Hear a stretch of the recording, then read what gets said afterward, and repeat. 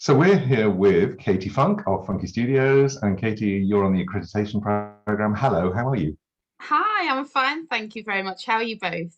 Katie, I think if I'm right, that when we first met, you hadn't even gone to college yet. You must have been 16 or 17. Is that right? Yeah, it is. I was 17 and I was sent to you by my singing teacher at the time, Pamela Cook, because Yes. I was a classical based singer and we were recording for an album with Warner Music. And the song that I was heading up the solo on was more of a commercial song. And so she sent me to you because of the expertise that you have in commercial musical theatre. And I came down to London, and that's that's how it all started. That was Cantamus, wasn't it? It was, yes, Yes. Cantarmus Girls Choir, so based here in Mansfield as well.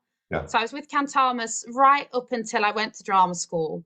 And actually quite extraordinary because a funny story, Miss Cook said, she wouldn't teach students that were going into musical theatre or not in the non-classical opera world.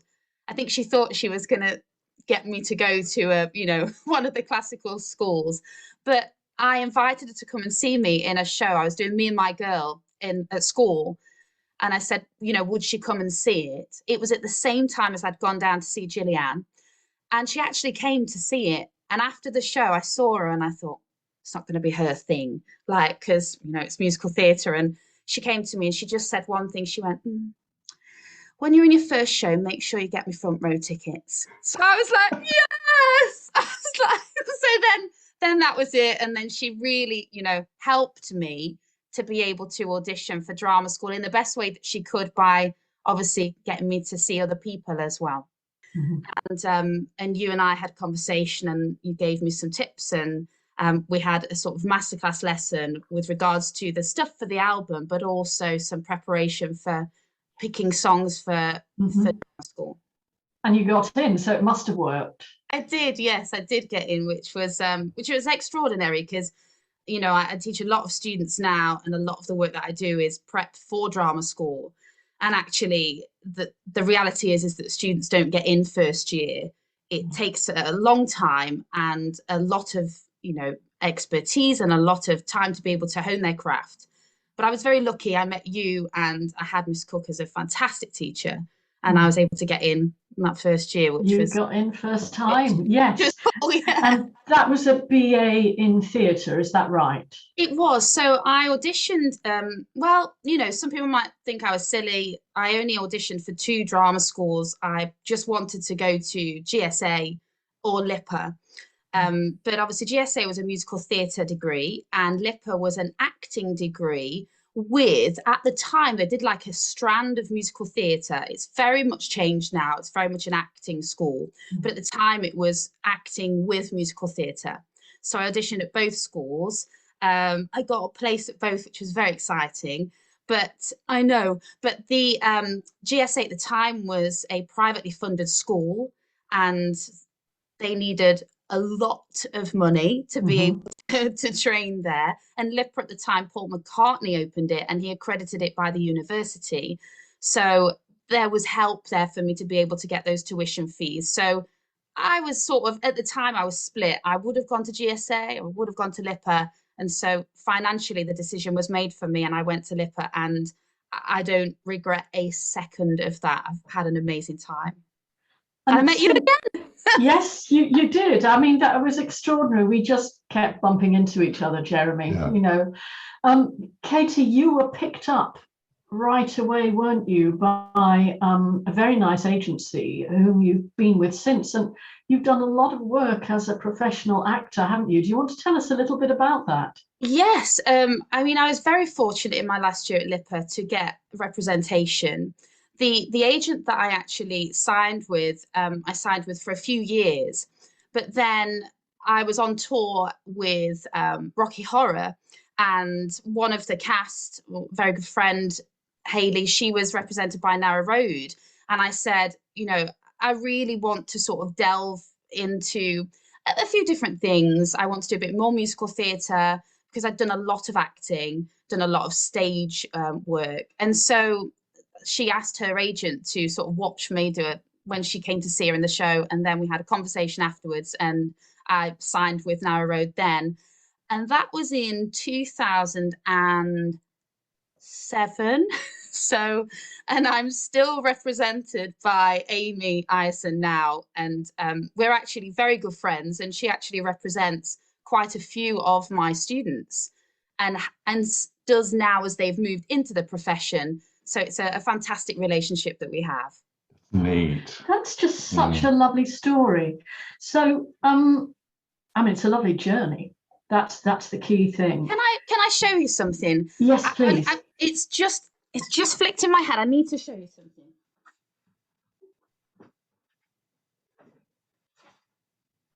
Okay, so just because I've got this, and I just thought you went, okay, that's when we met. So I'm going to show you that book. Yes. Oh, that's the first edition. Yes, indeed. Okay, this is the first edition. So as you said, we met pre-drama school. Then when I was at LIPA, my teacher was like, right, you're going to be doing voice with this lady that's coming in, talked loads about you. And I was like, who is this? And he was like, Gillyanne Case. And I was like, oh, I know Gillyanne. Well, and then you came in, taught us voice. And I brought this into my session. I mean, this is me super geeky, right? But I just want to show you that. Yay. Yes. Well, 2002. Yes, and there has been a significant career, hasn't there, Katie? Yeah. From that. That's amazing. But I just thought it was wonderful. That's on my, along with the next edition and the next edition. That's lovely. Do you know what I think's nice about this? Which is that as a teacher, a guide, or a mentor, you never know the influence that you're going to have on someone, and it can be really ongoing. Sometimes you don't even hear about that influence for 20 years, and then that person comes back to you. And I bet you're finding this as a teacher yourself. So I know where I want to go next, which is, how did you get into teaching? And tell us about that, and then where you are now, actually. Okay, so in my, before I auditioned for drama school, I decided to take a year out. At the time, obviously, as I said, I was in Cantarmus, so I was doing a lot of vocal stuff. And I was doing dance, taking dance classes, and doing acting and things at school. But it was very much a sort of the school productions and that was it. I didn't know enough, in my opinion, about acting. I didn't know enough about the technique of acting. So I decided that I wasn't going to audition for drama school in year 13, but I was going to take a year out. And then I sort of looked around for a course in acting that I could do for the year. I found a course at a college near me, and they ran this 1-year course that was ran by actors, which only they only ran it for 2 years, and then it stopped. But I got onto that course. I auditioned and got a place, and that was when I fell in love with acting. I did a production of Can't Pay, Won't Pay by Dario Fo, and there was no singing in it. There was no dancing in it. It was acting. And I was just like, hang on a minute, like, how do I feel this joy just from acting? Because I was so used to doing musical theatre, used to doing all three, and then started to look into the works of Ayckbourn and Beckett and Pinter and Shakespeare. And then I was like, okay, I'm really driven by straight acting as well. And that's why I then honed my skills. And at the time, I had an old teacher that said to me, are you busy for this year? And I said, well, no, I'm doing a course. And she said, would you like to come and assist me? Would you like to come and teach in my in my like acting school? And I said, yeah, I'd love to come and do that. And she said, how do you feel about teaching singing? Because she knew I'd taken all my grades. And she said, with the younger students, would you like to do that? And I said, yeah. And that's how it all started. So, and then it's sort of, at the time I was like finger prodding on the piano, like the one finger pianist, being like, sing that note. And obviously I could do it to show it. And that's sort of how my teaching started. And then it started to evolve because, as you know me, and people that do know me, I like to know everything about what I'm doing because I want to know I'm doing it correctly. And that's when I sought like guidance, and that's when I started to come into your masterclasses and obviously the retreats and learning more about actually what I was doing.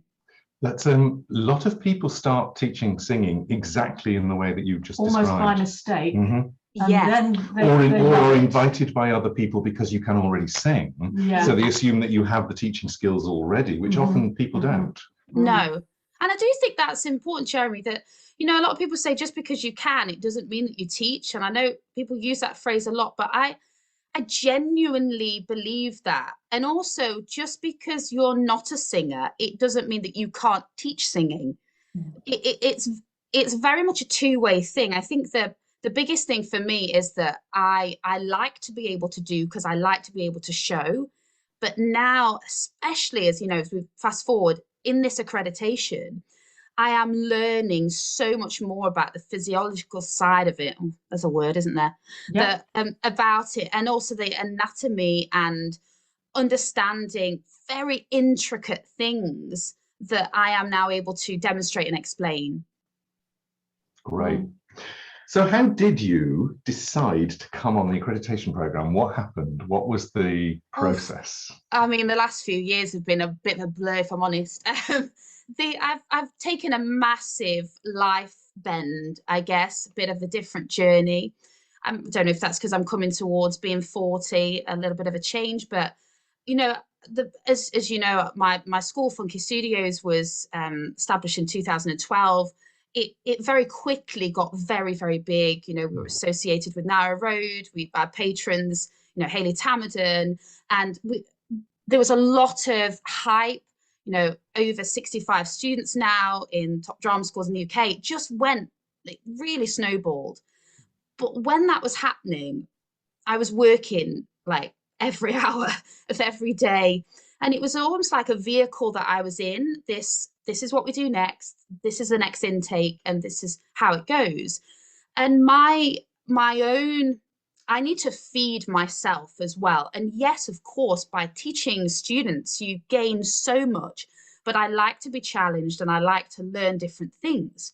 And I guess what I'm saying is I was starting to get to a point where I didn't feel like there was any more time for me to be able to self-develop. My teaching was growing, my students were doing very, very well, but I felt like I wanted a challenge. I'm a geek like that, you know, I want to do well in the things that I do. I like to learn more. So then I turned to yoga just to get a little bit of like, let's bring it back. And I have to say, you know, those of you that do yoga, or those of you that are thinking of doing yoga, the meditation for me was very difficult to start off with, because I couldn't stop. Like, I just couldn't be, because if I was just still, everything would just explode and I'd be full of to do this and to do that and get this going. And so for me, actually, it was caused quite a lot of anxiety to start off with the meditation. But I had an exceptional teacher, Tracy, who really helped me through that and said, look, just keep going, because you're going to unravel that onion. And eventually, you know, you can put it back together how you want to. And, you know, I'm sat here 3 years later, I now teach yoga, which I feel is a huge benefit towards the performing arts. I think it combines beautifully with a holistic training, you know, mind, body and soul. And that sort of, that transitioned for me to go, okay, I need something else. I want to work towards something else. So I need balance, let alone my husband and my family and going. Your daughter, yes. What you, like, where have you gone? So I think this is so interesting, Katie. I'm sorry to talk across you, but no, what you're talking about is you're sitting in a place of success. Yes. Which clearly you were. But there was nowhere else for you to go within that envelope. And that by doing the yoga, it allowed you to sort of be more mindful of what you wanted and to self-reflect. Absolutely. It just was, it was almost like and it wasn't as quick as a light bulb moment, but it was this enlightenment that I was just like, hang on, there's more to me than this, or there's more to life than this. And, you know, I think there's a beautiful paragraph in Thich Nhat Hanh's book, The Art of Living, when he talks about being number one. And he talked about the fact of, if you're number one in something, you have to give everything to it, every essence of everything. And sometimes a lot of other things actually get left behind. And I feel like for me to get Funky to where it was, it needed every essence of me. But then it got to where it was, and my idea was to get students into drama school. And then it was like, well, it's doing that. But where's all my other strands? You know, have I got enough time for my family? No. Do I have enough time to go to the theatre and truly enjoy it? No. Like, am I able to go to a football match and scream and shout? No. And so I think through yoga, it allowed me to go, what is it that I want? And that's where that big transition came. I think success can be a treadmill. Yeah. And I think people don't get this. I think it's a beautiful story as well about the challenge of being a small business owner. Mm-hmm. Yeah. And how you know, is the growth that you want always about earning more money and getting bigger and bigger? But, you know, what you did was you went to, actually, I need to grow myself. Yeah. And then find out where I want to be next. Yes. And thank you for choosing us to be and part of that journey. Yeah. But I mean, it was so strange again, because I was at this idea, and then I thought, I know what I need to do. I need to do an MA. I need to go to yeah. So, but at the time you were doing courses, we were in lockdown, and you were doing online courses, and I'd come onto a couple of those, which were extraordinary. And I was like, okay, this is what I want. I'm learning, I'm being challenged. You know, I did go off one of the courses crying because I was like, I don't know what I'm doing. But then, you know, sort myself out and was like, no, that's why I'm here. And so I applied to do an MA at, dare I say it, GSA. And I got on the course. I got offered a place on the course to start the September just gone. At the same time, you were starting the accreditation program. And I actually had a Zoom. I don't know if you know this, but I had a Zoom with Kate. And I said to her, I'd really like to have your advice, because I'm torn, because you know, this is the second time GSA have offered me a place and I'm going to turn it down. And yet the accreditation is something that I feel like is right for me. And she just said to me, go with your heart. And here I am, 6 months in. That's very Kate. That's very Kate. And how's it going for you? Oh, like Jeremy, I mean, I know you sat here, but it is just extraordinary. The journey, I've learned so much, and my teaching has developed and grown. It's made me, you know, this morning I was looking at my case histories, and just things that I'm doing in my teaching and the questions that I ask myself is so much more just enlightened, and I guess there's more knowledge there, and I feel so happy. Also, that, you know, the other people on the course the cohort are extraordinary. You know, the fact that we get to train with people across the world is quite amazing as well. So yeah, I couldn't be happier. I think what's so interesting, Katie, is you've always asked questions, and we actually love you asking questions. What we really notice is how specific and precise and real your questions are becoming all the way through this process. It's really changing. And I have to say, you bring a lot of joy to the group. You know, you're full of love and joy, and I think that's a really special thing about you. Yes. And something that you bring to your teaching. I mean, you give 200%. Whatever you do, it will be 200%. Yes. Yeah, I can't dial that down. Yeah. And you don't even need to answer this, but do you yet have any plans for, because at the point of filming this, we have another 6 months to go in the accreditation program. Do you have any idea where you're going to be at the end of this 6 months? Great question. Oh, do you know what? Like, if you'd have asked me that maybe a couple of months ago, I'd have said yes, I do. But something happened in my personal life just before Christmas, within like the health of somebody in the family, and And the mantra that I stuck by was live today for today. And so I sort of now don't go with the idea of I want to be there. I just go, I'm living today for today, and we'll see what it brings. And as long as I can do that in the manner that I am and, you know, put everything in, then I know that at the end of the journey, there'll be something really special. Yeah. I'm just excited to find out what it is. Yeah. The answer will come because you're just, you're waiting, you're allowing that space to happen. Yeah, and just that's a hard lesson. Yeah, I love that. Mm. Great. Thank you very much, Katie. You're welcome. I mean, you didn't ask me this question. I don't know, but the reason that I train with you is because you are always evolving. And I sort of feel like, maybe someone else has said that in theirs, but that's why I came to you, because you don't teach the same thing. You know, it's always changing. It changes with what we know. And I think that's really important. I loved that you did something about that in your first trimester summary. Do you remember when you had all the little storyboards? Yeah. And you said, Gillyanne says she no longer teaches these voice qualities in Singing and the Actor. Well, I was a bit shocked, but if it's good enough for her, it's good enough for me. Good for me, exactly. Yeah. But that's funny, and I think it takes a lot to be able to let something go. You know, after you've been teaching it for a long time. So I think that's important for us as teachers. Yeah, agreed. Always evolving.